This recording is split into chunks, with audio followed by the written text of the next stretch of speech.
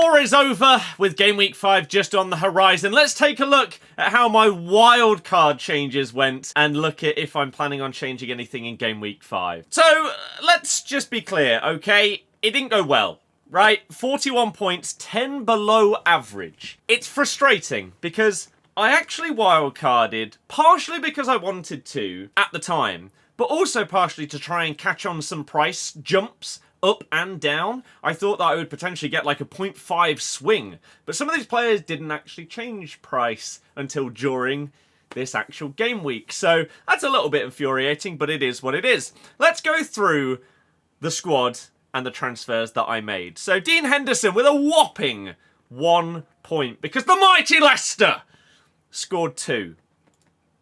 We'll take it. Canate, 2 points because of course Forest beat them at Anfield. Can't be too upset, right? Like, Henderson is my rotation keeper. It's fine.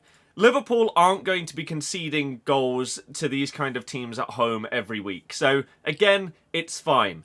I still like having him in the squad. Robinson didn't get any assist points this week against West Ham, but he has been really, really good so far this season. They've got some...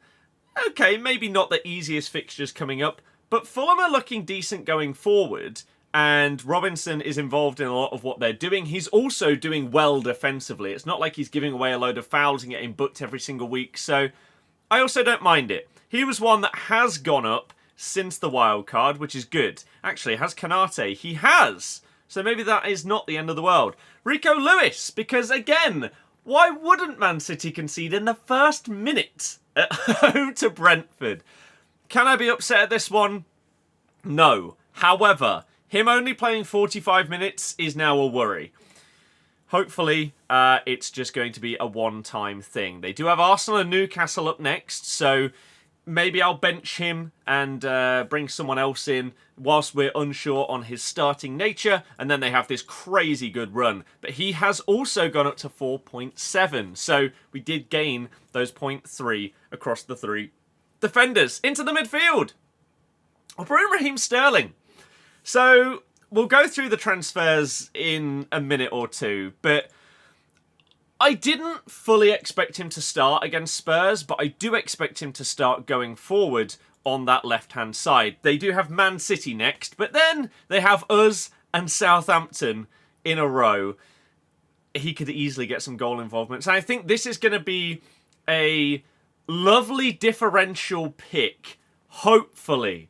The dream scenario is that I have got on the Raheem Sterling train early, and if he starts playing every single week, starting and replacing Martinelli on that left-hand side, then this ownership is going to fly up from 1.2%, and his price is potentially going to go back up towards that 7 mil mark. So he's my risk with the wild card. Emil Smith-Rowe seems like a bit of a no-brainer right now. He is providing very, very good value. Got himself another assist and a bonus point, so he's gone up to 5.7 as well, another riser in price. Madueke, 3 points this week against Bournemouth. It is what it is. Their next few fixtures, they've got some decent ones, and hopefully he can pick up some points there. I did bring in Mo Salah on the wild card, and as you can see, I captained him, and I mean, it is what it is. I did catch the price increase, which is good, and so that's fine. But come on, Mo, how did they not manage to score against Forest? It's ridiculous. Amad Diallo gets another goal involvement and a clean sheet here. He's still at 5 mil as it stands, when he's been a very, very good 5 mil option. I'm so glad that this is the one I chose, because so many people went for Morgan Rogers this season after the injury to Oscar Bob. And Diallo has been outperforming him in terms of points, and you can see when he's starting games, he's doing very well. The fact they didn't start him against Liverpool was a poor decision. And you've now got Palace and Spurs up next. Hopefully he'll start these games going forward, because he has looked really good when he's played, and 5 mil is just amazing value. I can just see this team selected by percentage going up and up and up. Can we actually see how much that changes? No, we can see transfers. So he has gone up a little bit, but not as much as I would have thought. And then we have got Haaland and Nicholas Jackson. I had a couple of decisions to make up front with my wild card. Yes, I didn't captain Haaland. And am I stupid for that? In retrospect, he was yellow flagged because of his friend passing, and there were questions as to whether he would even be in the squad. Maybe I should have just captained him just because it is Haaland. But I don't think anybody in the world predicted Forest to go and beat Liverpool 1-0. I think Liverpool had the better fixture, so that's why I went with Salah. But it is what it is. Nico Jackson, again, no goal involvement in this game, unfortunately. But as we just saw with Madueke, their fixtures are looking okay. And I do have options to change, maybe not this game week, but the game week after. Our bench, Areola got 3 points, so in theory I should have started him over Henderson, but Henderson had the easier fixture. They were against us. João Pedro didn't play. Not great. Saliba, 5 points. Clean sheet away at Spurs on my bench, because obviously these guys had better fixtures and I didn't think they'd keep a clean sheet. And then Pedro Porro on the bench with 2 points here. So what were my transfers on my wild card? As you can see, we made a lot. So Rico Lewis came in for Konsa. Right? Konsa got 1 point in that game, so I don't feel bad about that one at all. And Rico Lewis is just a cheap way into that Man City defence. We just got to keep hoping that he does keep playing. Robertson in for Wout Faes. Faes got 1 point. And we're not going to do as well defensively as Fulham, most likely. And Faes isn't going to get anywhere near as many goal involvements as Robinson. So I'll take that. Harwood Bellis, my cheap option, out for Konate. Again, a decent way into the Liverpool defence. And although they had not the best game, it's still not a bad decision. This was where the risk came in. So, Saka out for Salah.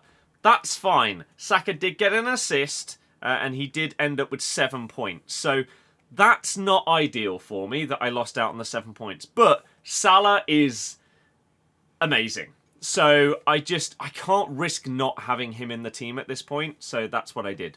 I took out Matoma for Smith Rowe. So, Matoma more expensive by like £1 million. And not getting any goal involvements against Ipswich is questionable, really. I was tempted to potentially go for Minter instead of Smith Rowe, but went with Big Emil, and it worked out. Jota out for Sterling. So this is how we've afforded Salah, basically. Saka's gone down to Sterling, and Jota has gone to Salah. So Jota, again, no goal involvement. He didn't even get 2 points. He got hooked at 59 minutes this game. So I'll take it. And again, Sterling, yes, he only played 10 minutes. But I think going forward, I think this is actually a really, really good loan signing, because left wing is a problem area for Arsenal. Martinelli hasn't kicked on over the last couple of years. So I'm okay with that. We took out Solanke for João Pedro, who, again, of course, did not play. And Solanke, I mean, he had one really good opportunity where he took way too long to shoot in that game. And in the game against us, first game of the season, he looked much better. He had multiple shots on target that maybe he should have scored at least one of them. In this game, he didn't look anywhere near as good. But they've got an okay run of fixtures. And so, will I regret it? We'll see. Then we had a big decision to make. So I took out Isak, because I needed to make a little bit more money. They've also got interesting fixtures coming up. I initially went to Havertz, and then I changed my mind and switched Havertz out to Jackson, because he had an easier fixture. Now, of course, Havertz gets 2 points, Jackson gets 1 point. Brilliant. So I could have had 1 extra point.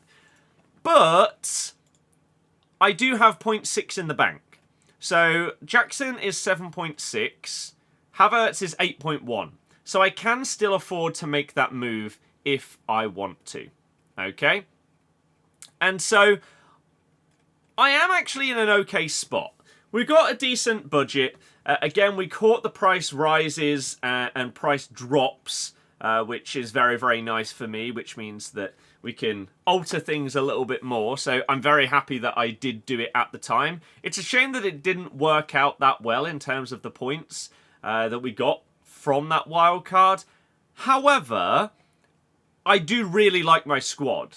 And so I feel like you can't be super, super reactionary and be like, oh, what a waste of a wildcard. Why did I bother doing that? Just because your players didn't all get 10 points each. You can't have that mentality, otherwise you're just going to hate yourself constantly.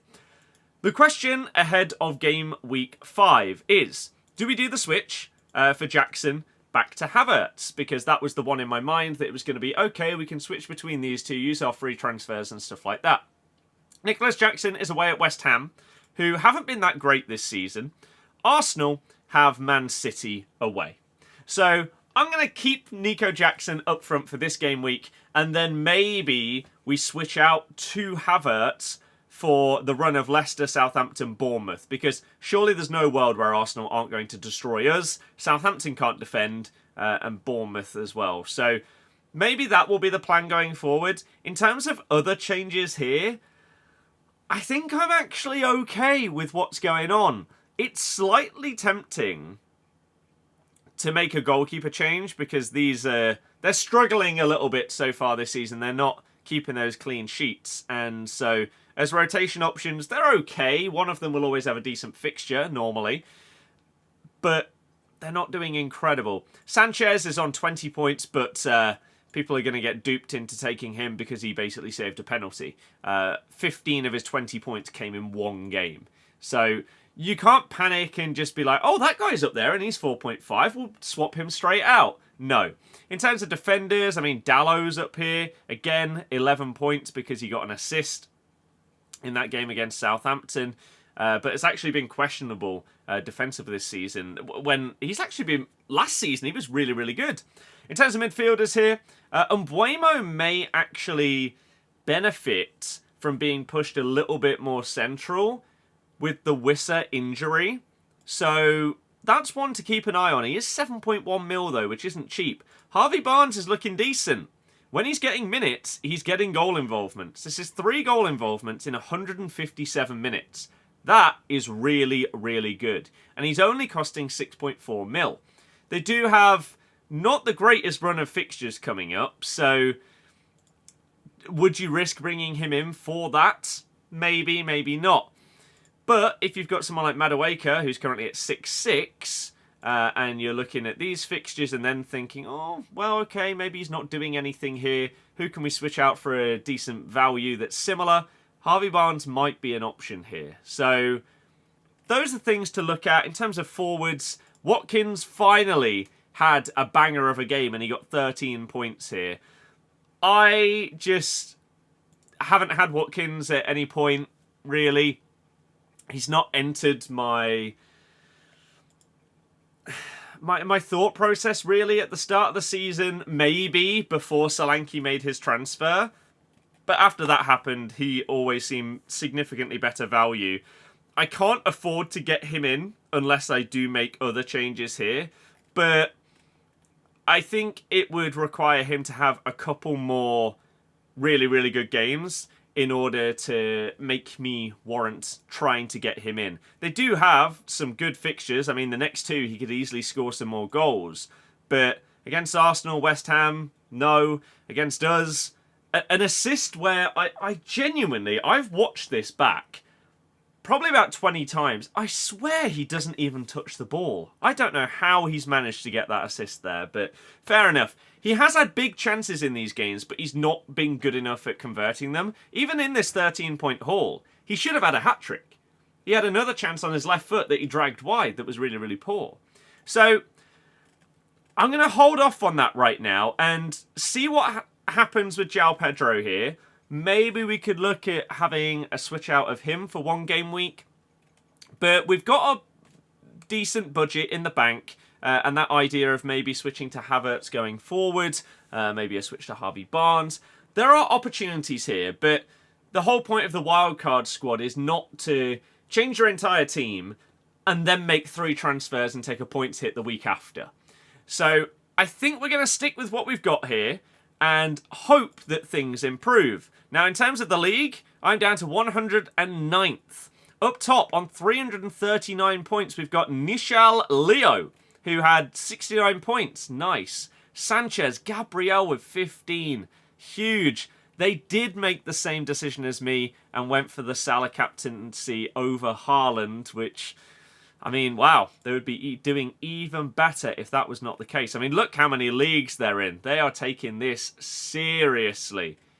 Where are they? Overall wow, in the world, they're nearly top 1,000, which is very, very impressive. So, where was I in this league? I'm 109th. So, yeah, I can't really compete. It has to be said. 227 points. I'm already over 100 points behind the person top of my league. And we're 4 game weeks in.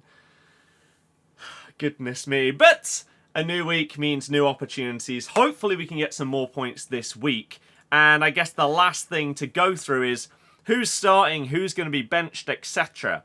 I mean, maybe we start Ahmad with the expectation that João Pedro is not going to play, because they've got Palace, and Palace defensively are not looking incredible right now. Salah has such a more favourable fixture at home to Bournemouth than Haaland away at Arsenal. Every bone in my body is telling me to captain Salah, because it just makes the most sense. But what if he does it again? Haaland is on another level right now. He has 9 goals. In 4 games. Is there any world where he doesn't score against Arsenal? I'm really, really not sure. I'm happy with Saliba there. We'll move Pedro Porro up here. Maybe I even start him against Brentford. Even though Man City conceded to them and Spurs aren't great defensively. Pedro Porro over Rico Lewis makes more sense. João Pedro as our sub. And then Henderson against United compared to Areola against Chelsea. I think we'll go with that for now. So I think that is going to be the team for this upcoming game week. Let me know how you did in the comments and what you've got planned for your changes for game week 5.